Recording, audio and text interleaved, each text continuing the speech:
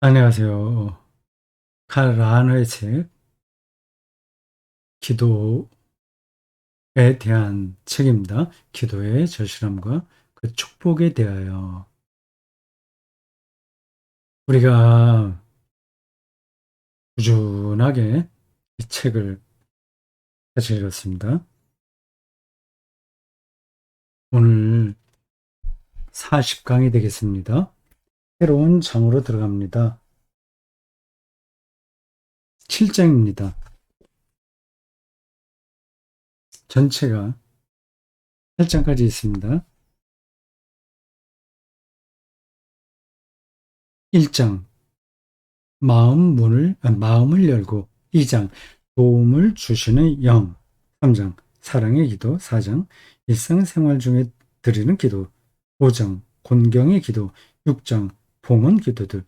이제 7장, 잘못의 기도입니다.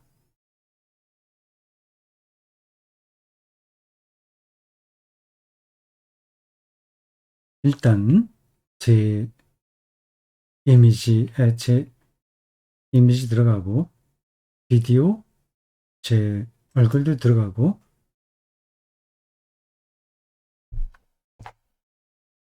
주로 텍스트를 여기에 올려놓고 하도록 하겠습니다. 잠깐만 기다려주세요. 여기 OBS를 조금 더 조정을 하겠습니다. 비디오 캡처도 밑으로 내려가고 윈도우 캡처만 위로 올라가겠습니다.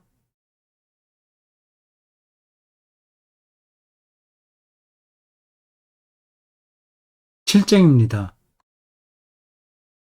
잘못의 기도라는 타이틀이 달렸습니다. 제목이 조금 이상하죠. 이게 잘못에 대한 기도입니다. 우리가 어, 예배 때 사죄 기도를 드리잖아요. 그런 이야기입니다. 사죄 기도. 이 사죄 기도는 뭐 우리가 지난 일주일 동안 하나님의 뜻대로 살지 못했고, 그 일반적인 면에서 또 아주 구체적으로 어떤 가족이나 또 이웃들 사회생활에서 행한 잘못들을 이제 아뢰고 용서받는 시간입니다. 예배 시간에 사죄 기도가 있어요. 사죄 선포도 있고요. 너무 이제 간단한 순서인데, 뭐 그거를 주제로 해서 이렇게 뭐 많은 이야기를 할 게 있을까 하는 생각이 듭니다. 네, 많은 이야기가 나와요. 네, 우리가 같이 읽어가면 느끼겠지만,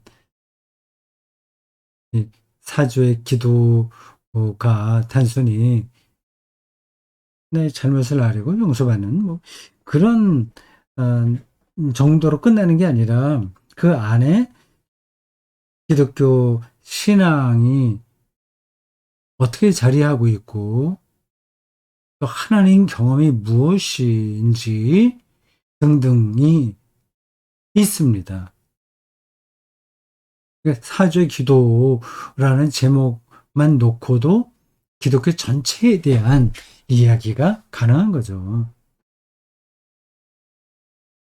자, 우리 요 이야기를 당분간 하겠습니다. 오늘 40강입니다.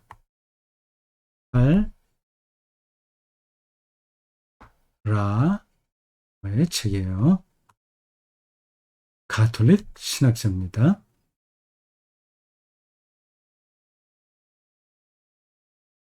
너희는 이렇게 기도하여라. 하늘에 계신 우리 아버지, 저희의 잘못을 용서하시고,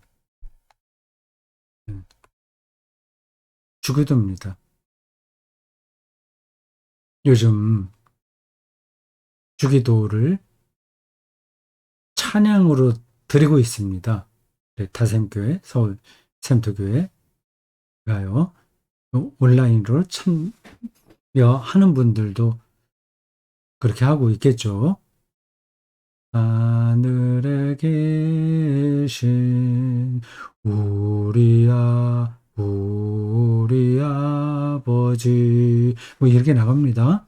저도 여러 번 불러서 거의 외울 정도가 됐습니다. 이 주기도만 정확하게 이해한다고 하더라도 기독교의 영성을 깊이 있게 이해하는 겁니다. 찬양으로 부르니까 더 좋더라고요. 하늘에 계신 우리 아버지, 저희 잘못을 용서하시고, 요것도 주기도에 들어있는 내용입니다. 그리스도교 신자가 주님께 기도를 배웠다면 그 사람은 자기 잘못의 용서를 청하는 기도를 하나님 앞에 바칩니다. 바칩니다는 이제 가톨릭에서 주로 많이 사용하고 우리 개신교에서는 드립니다. 그렇게 많이 하죠. 그 사람들 그렇게 기도합니다. 매일 잘 보세요. 날마다 그리고 새롭게 기억해 두셔야 되겠네요. 매일 매일이나 날마다나 똑같은 건데 날마다 새롭게 매일 날마다 새롭게 사람은 단순히 형식에 따라 포르마 라틴어예요. 포르마 음, 포르마 예전에 저질렀던 잘못 아직 회개하지 않았을 때 아직 참여하지 않았을 때 어쩌면 아직 세리를 통해 물과 성령으로 새 사람으로 다시 태어나 모든 죄를 용서받고 거룩하게 두지 않았을 때에 저질렀던 잘못에 대해 용서를 청하는 것은 아닙니다. 라고 돼 있어요.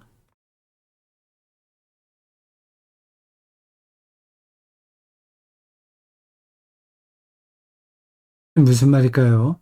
이렇게 기도하는 겁니다. 라고 예상을 하는데 아닙니다. 그랬어요. 다시 한번 읽어보겠습니다. 예전에 저질렀던 잘못, 아직 회개하지 않았을 때, 참여하지 않았을 때, 세례를 통해서 물과 성령으로 한 사람으로 다시 태어나 모든 죄를 용서받고 거룩하게 되지 않았을 때 저질렀던 잘못에 대해서 용서를 청하는 것이 아닙니다. 그리스도인이 되기 이전에 했던 잘못만 용서해 달라고 기도하는 게 아니라는 거죠. 그리스도인이 되어도 여전히 우리는 잘못할 수 있거든요. 그 사람은 오히려 지금 현재 자신을 현재 자신을 괴롭히고 억누르는 자기 잘못을 용서해 주시라고 간청합니다. 항상 새롭게. 표현이 멋있어요. 항상 새롭게. 기억해 둬야 되겠습니다. 항상.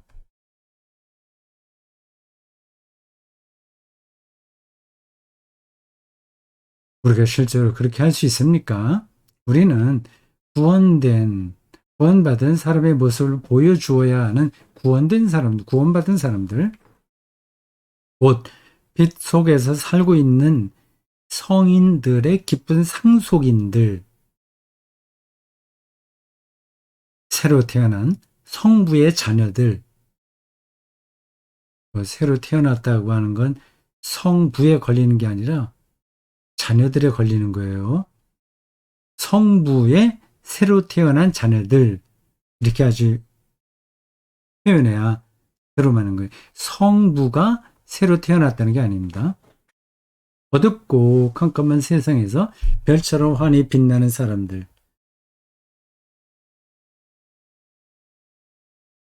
왜 그런지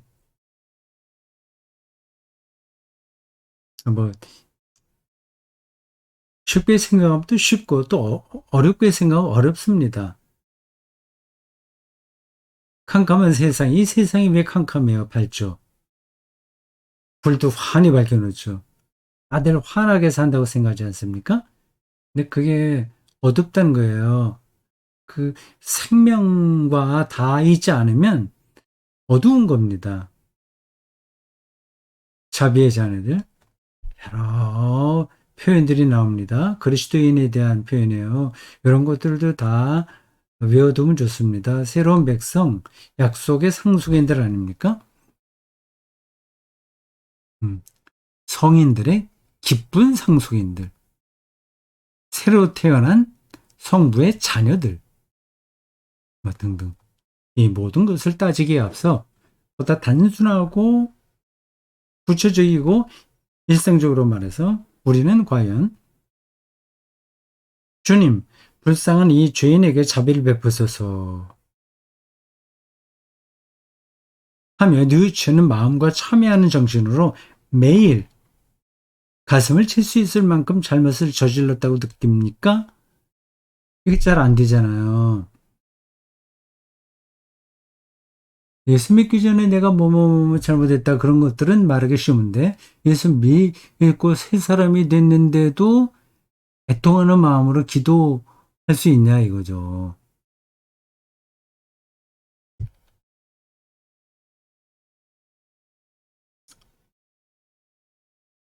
분명한 사실은 우리 시대의 그리스도교 신자는 통상 세례받은 후에도 개인적으로 그리스도교 신자가 되는 길을 계속 걸어간다는 것입니다. 세례는 반복되는 거예요. 한 번으로 끝나는 게 아니라 신자가 되는 길을 계속 걸어간다. 그러니까 계속 회심해야 되는 거죠. 세례는 그리스도교 신자 삶의 출발점에 있습니다. 눈에 보이는 모습으로 주님의 자비가 나타나는 것은 그리스도교 신자가 살아가야 하는 인생길의 출발점에 이 삶이 본격적으로 시작하기 그리스도인의 삶이 본격적으로 시작하기 이전 지점에 위치해 있습니다. 그리고 무엇이 하나님의 일이고 무엇이 사람의 일인지 아는 사람은 이를 당연히 그렇다고 생각할 것입니다. 하지만 이때 이 사람에게 어둠의 세력을 두루 관통하는 질주, 투쟁, 시련이 면제된 것이 면제된 것이 아닙니다. 새롭게 그리스도인으로서 살아가기 시작했다고 하더라도 이 땅에서 벌어지는 질주, 투쟁, 시련을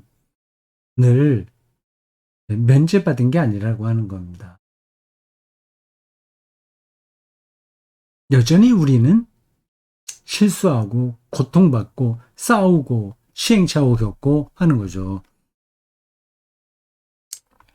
세례를 받고 난 후에 자신의 진정한 존재가 되는 것, 곧 한 사람의 그리스도인이 되는 것은 그 사람에게서 면제받은 사항이 아니라 오히려 자기 삶의 고귀하고 결정적인 과제입니다. 주어진 과제입니다. 숙제인 거죠.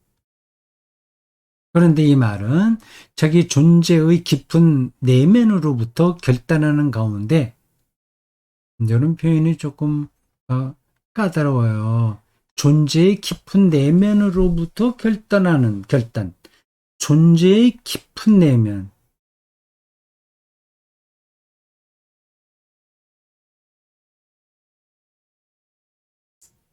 자기가 이 땅에서 살고 있는 가장 근원적인 차원에서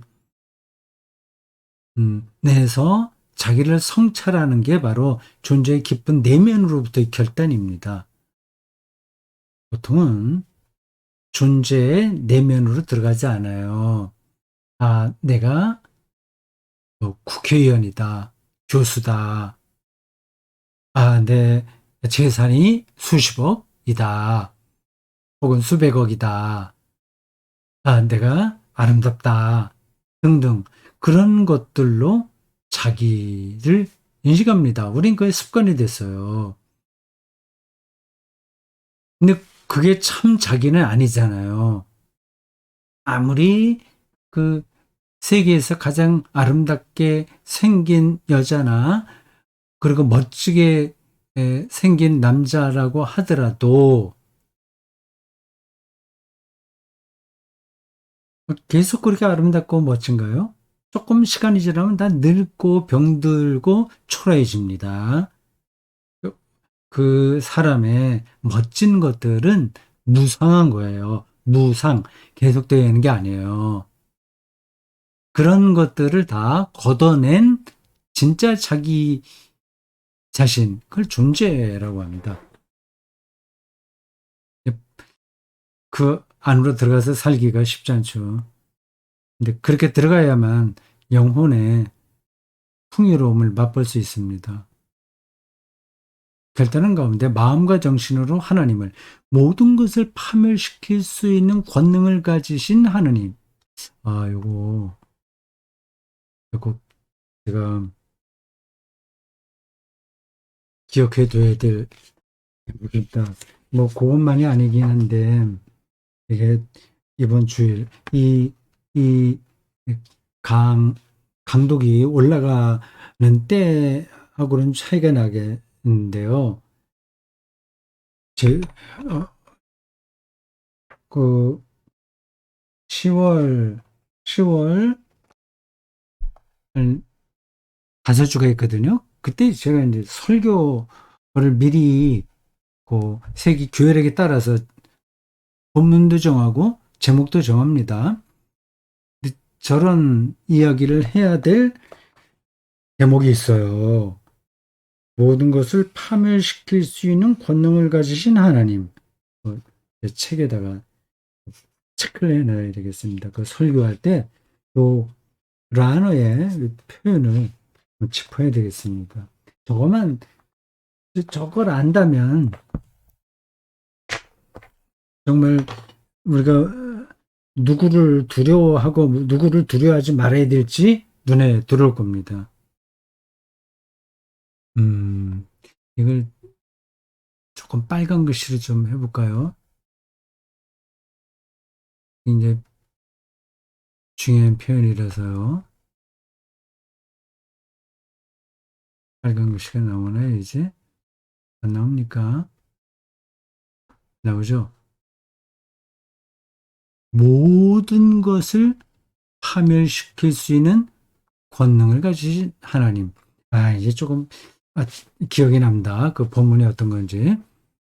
예수님이 건축자들의 버린 돌로서 모퉁이 돌이 됐다는 그 대목이거든요. 그래서 예수를 돌이라고 그 메타포로 표현합니다. 돌이다. 돌이 모든 걸 부순다. 모든 걸 가루로 만든다. 그 얘기예요. 그 예수는 모든 종교적 권위를 부술 수 있는 거죠. 그게 어떻게 가능하냐 하는 걸 아는 게 신학적인 영성입니다.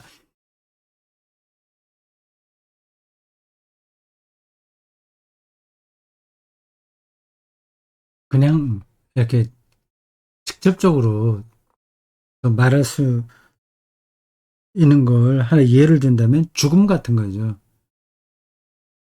거의 지금 제가 뭐를 건드렸기에 또 이런 게 나오나?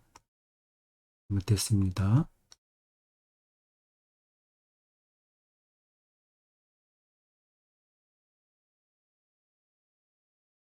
어,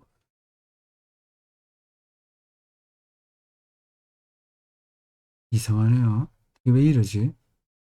이상한 표시. 아직까지 제가 엑스펜 잘 못해서 그렇습니다. 이제 됐네요. 모든 것을 파멸시킬 수 있는 건 죽음과 같은 거죠. 우리가 죽기 전에도 절망할 수 있잖아요. 그런 것들이 파멸입니다. 예수가 왜 모든 것을 가루로 만드는 돌이냐. 그 얘기를 제가 그 설교 때 하려고 그래요. 그거를 안다면 이 세상이 왜 돌이 아니냐, 우리를 가루로 만들지 못하냐 하는 것도 알게 되는 겁니다. 공정하게 심판하는 하나님, 헤아릴 길 없는 자비와 은총의 하나님, 십자가 위에서 비로소 당신 자신을 공표하시고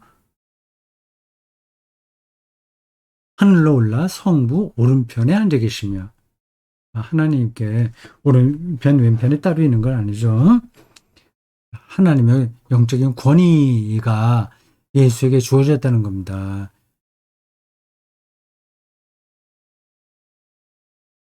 이제 때가 되면 그 영적인 권위를 가지신 예수가 살아있는 자와 죽은 자를 심판하러 여기 오신다고 그리스도교 신앙은 처음부터 주장했습니다. 모든 육위로 당신의 성령을 부어주시는 인간 예수님의 얼굴 안에 영광스럽게 빛나는 하나님을 만나는 것을 의미합니다. 고린도 후서에 나오죠. 이런 표현들은 모르는 사람들에게는 정말 말장난처럼 들립니다. 아는 사람들은 시처럼 경험하는 거죠. 그리고 세례를 받은 후에 시작하고 영원을 결정하게 되는 하나님과 인간 사이의 만남이라는 이 드라마 안에는 세례를 받은 그리스도 신자에게도 하나님과 멀리 떨어져 허황된 마음으로 삶을 살아가는 한 막이 들어 있을 수 있습니다. 이건 어디에 나온 표현인지 모르겠습니다. 한 막, 두 막, 막이잖아요. 어떤 그 1막, 2막, 3막 뭐 그런 연극에 나와 있는 그런 것처럼 그게 있다는 겁니다. 세례받은 그리스도교 신자인데도 허황된 마음으로 살아가는 그 어떤 자리가 있는 거예요. 그 막에서 그 사람은 지상의 인간 곧 육입니다. 세례받았는데도 그렇게 됩니다.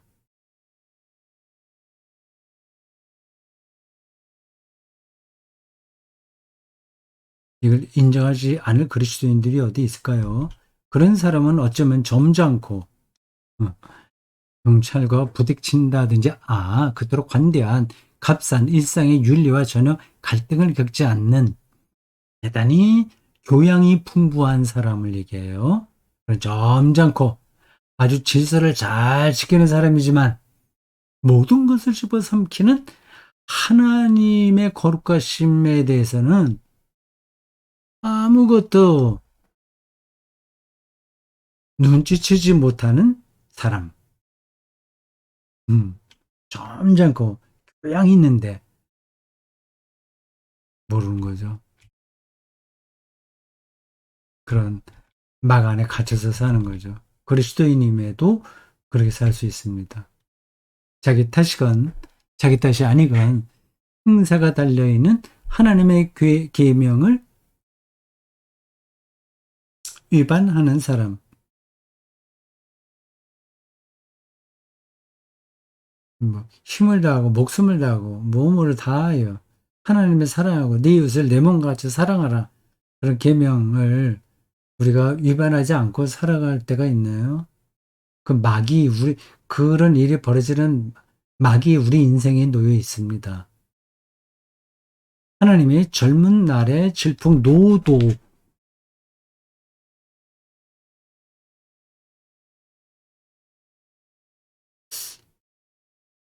원숙한 나이가 되면 하게 되는 삶의 현실이 강요하는 타협들, 곧 자신이 어떠어떠한 존재가 되어야 한다는 것과 유감스럽게도 어쩔 수 없이 자신의 이러한 존재일 수밖에 없다고 생각하는 것 사이의 타협들, 잠깐만. 하나님이 요, 요 표시가 왜 여기 들어있죠? 젊은 날에 질풍노도?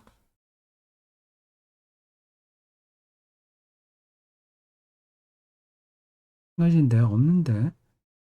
어디까지, 저 밑에까지, 여기까지 연결되는군요. 그 표시가. 이 독일 신학자들의 글은 이렇게 만연체 제법 많아요. 꼬리에 꼬리를 물고 하는 그러한 문장들입니다. 어떤 경우에는 한쪽 전체가 한 문장으로 되어 있습니다. 그건 우리나라 말로는 불가능하죠. 근데 그쪽 말에는 뭐 관계대명사, 뭐 분사 등등 접속사를 이용해서 문장을 끌어가기에 그렇게 긴 문장이 가능합니다. 우리말은 그렇게 구성이 그렇지 않아요. 좀 짧아요. 근데 우리나라 그래도 가끔 그런 긴 음, 문장으로 나올 때가 있습니다. 어떤 소설가든가 그분은 제가 어떤 여성 소설가인데 이름이 기억나지 않습니다. 한 몇 쪽 처음 이 장편 소설인데요. 처음 시작하는 부분에 몇 쪽을 다 피어리어드 마침표 없이 길게 썼다고 하더군요. 쭉 읽어보겠습니다. 하나님이 젊은 날에 질풍노도 원숙한 나이가 되면 하게 되는 삶의 현실을 강요하는 타협들, 자신이 어떠한 존재해야 한다는 것과 이건 당위예요. 당위 어떻게 해야 된다는 것과 유감스럽게 또 어쩔 수 없이 자신의 이러한 존재일 수밖에 없다고 생각하는 사이의 타협들,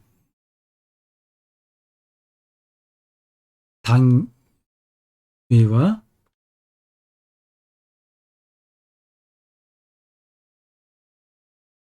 현실이라고 하겠죠.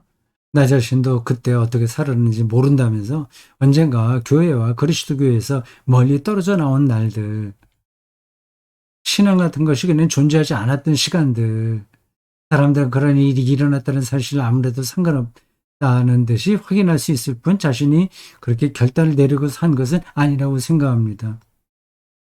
그런 어두운 막에 있는 거죠.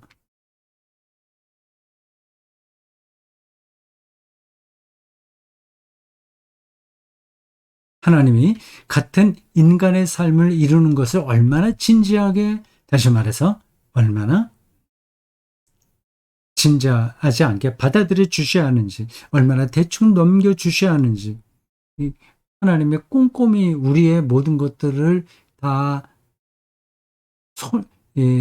계산으로 처리한다면 우리는 다 마이너스가 될 수밖에 없는 거죠. 하나님에게 그래서 하나님의 대충 넘겨주셔야 되는지 하고 표현했어요. 하나님에게 지시하는 사람입니다. 우리가 그렇게 자기를 합리화하면서 산다는 거예요. 그러고 나면 드라마에 옛날에 세례받기 전에 이루어졌던 일에 대한 그 다음 막이 이어져 있었을지 모릅니다. 여기서는 심판인 하나님의 은총이 사람에게 덮쳐와 가면을 벗기고 가면, 페르조는 인간은 다 가면을 쓰고 산다고 하잖아요.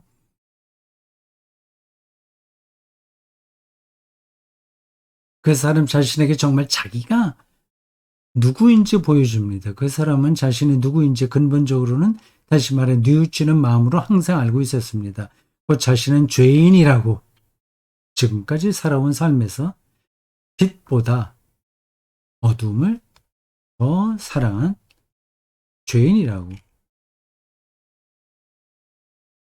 부드럽고 눈에 띄지 않게 혼자 다 처리하기 위해 아무도 눈치채지 못하게 조용히 자기 양심의 잣대들을 별거 아니라는 듯이 제멋대로 구부러뜨려 더 이상 제대로 판단하지 못하게 만든 죄인이라고. 자신에게는 물론 자신이 보태거나 첨가한 것 없이 자신이 되어온 그대로가 근본에서 완전히 올바른 것이었던 죄인이라고. 죄인이 이 문학적이죠. 이게 올바른 것이었던 죄의 역설적인 표현이에요. 자기 자신에게는 올바르다고 보였으나 죄인인 거죠. 아무리 죄책감 없이 태연히 늦잠 자기 위해 꿈속에서 자명종을 꺼버리는 것처럼 꿈속인데 자신인들 어떻게 할 수 있었겠느냐는 듯이 자기 인생을 그렇게 드라마처럼 보면서 소리 없이 조용히 하나님한테서 도망친 죄인이라고 말입니다. 아, 참 글 멋지게 쓰네.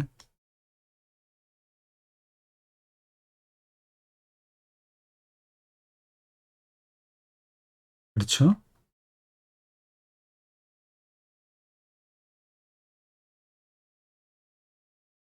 자, 오늘 여기까지 하겠습니다.